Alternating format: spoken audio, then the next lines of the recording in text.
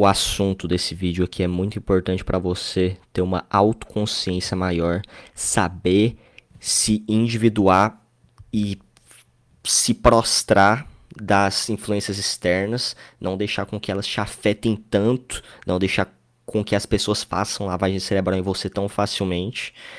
E até ajuda um pouco você entender como as outras pessoas sofrem lavagem cerebral constante e como você pode fazer lavagem cerebral no outro.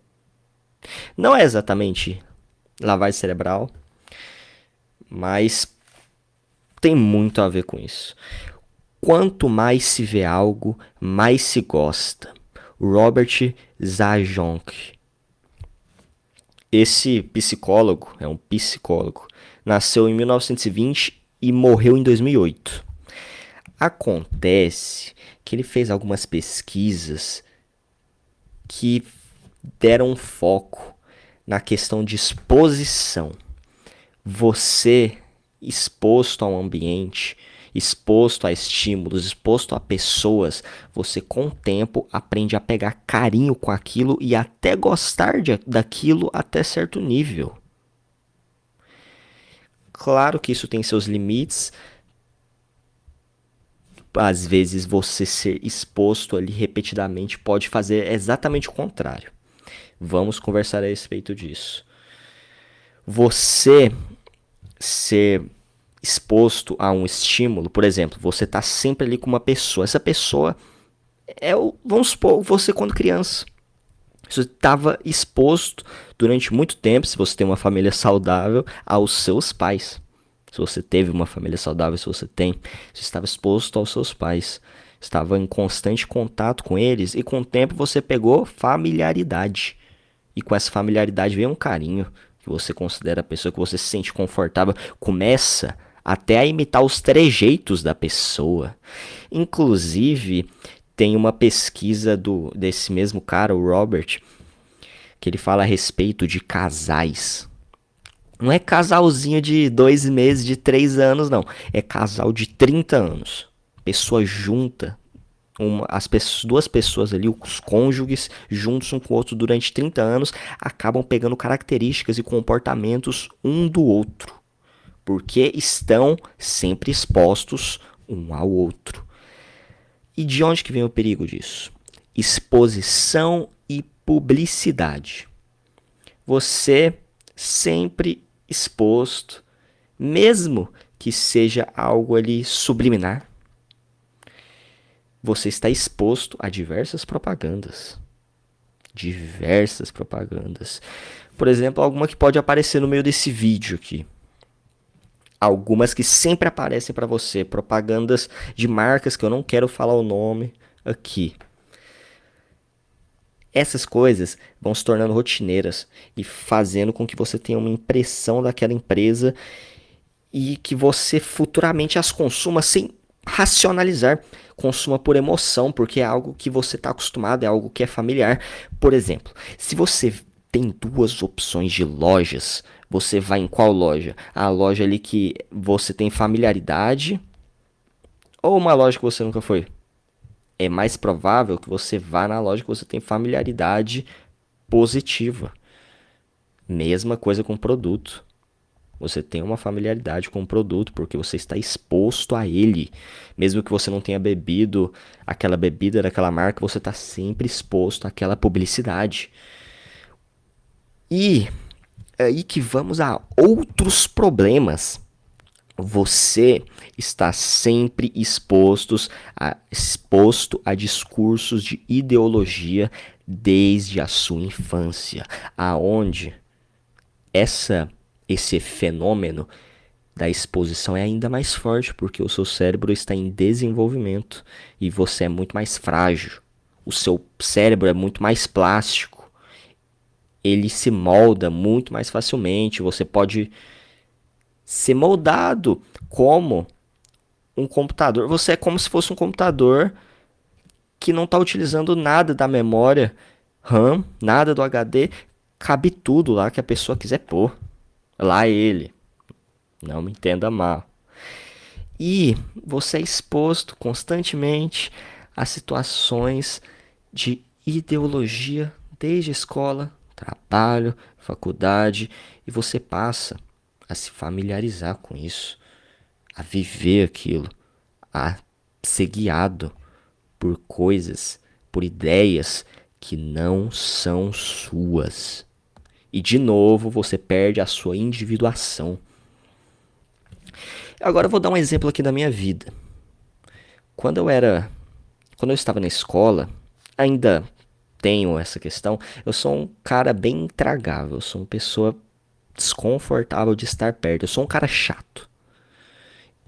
E eu era um cara chato assim, no ensino médio, eu era uma pessoa ali, tinha uma versão de mim, e eu, na minha nova sala, acho que foi no segundo ano, as pessoas estavam com a versão de mim, porque eu era um cara muito recluso, eu era um cara meio chato às vezes, eu era bem louco das ideias, eu bem errado socialmente, as pessoas estavam hostis comigo, e eu também estava hostil com muito delas, meus colegas lá, em geral, usuários de droga, eu pensava, poxa, esses maconheiros vão querer me ferrar aqui.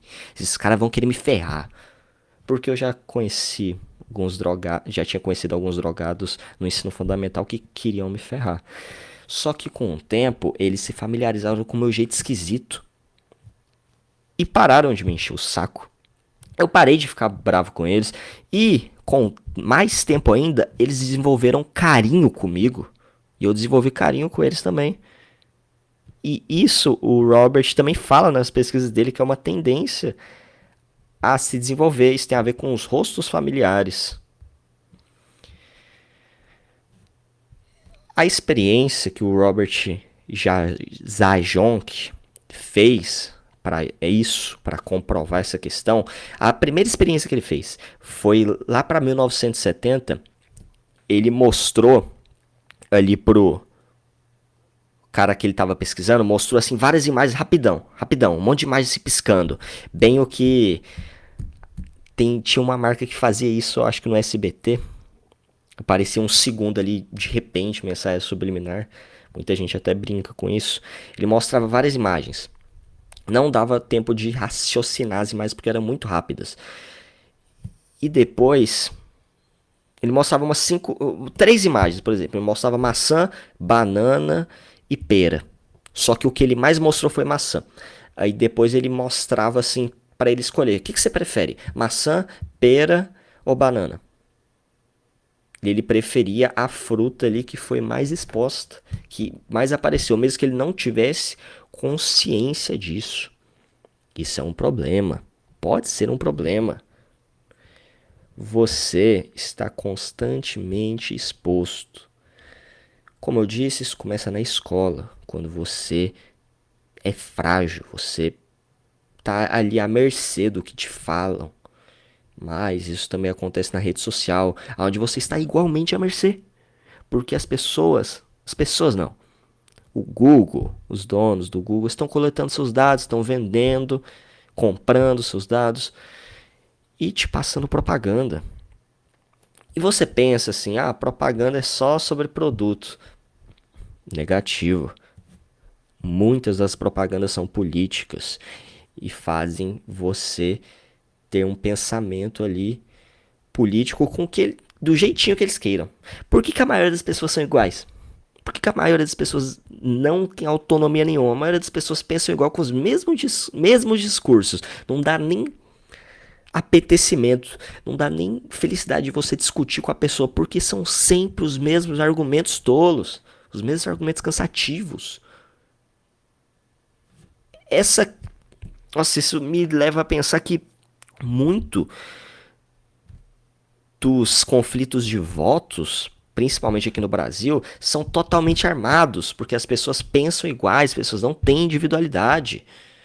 Ah, mas eu apoio direita, esquerda, mas a sua atitude tá igualzinha. Você é um cara de direita, mas a sua atitude tá igualzinha a um esquerdista. Você é um esquerdista, tá igualzinho ao outro de direita. Você não tem individualidade, você segue a sua fé cega.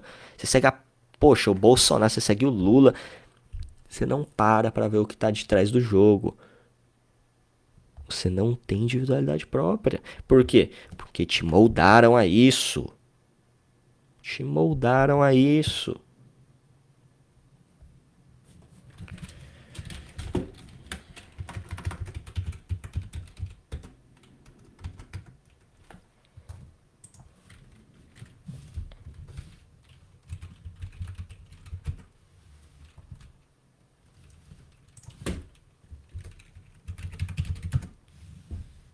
Não sei se o áudio parou aqui. Eu parei porque meu computador bloqueou. Porque eu fiquei um tempo sem mexer nele aqui enquanto eu falava.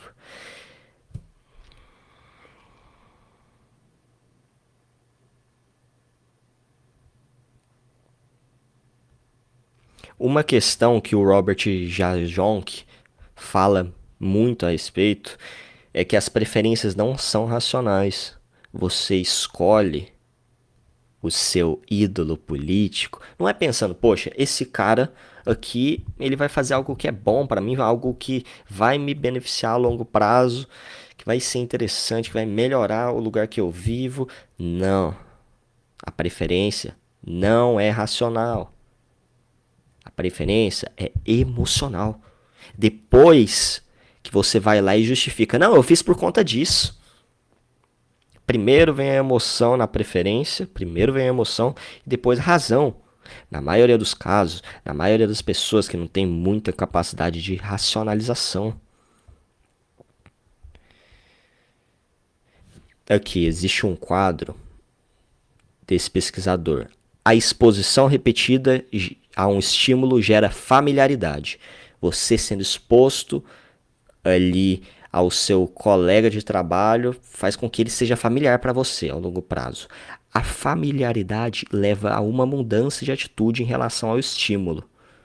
Você vai se acostumando e se moldando em como você deve agir com aquele seu colega em questão, em forma de preferência ou afeto. Você vai desenvolvendo um carinho, um afeto ali com o que a pessoa tem. Esta preferência é emocional e forma-se a nível subconsciente antes de a pessoa ter consciência dela. Primeiro você pensa, poxa, esse cara é legal. Primeiro você sente isso, depois você pensa. Isso também pode ser revertido, sim. Quando você tem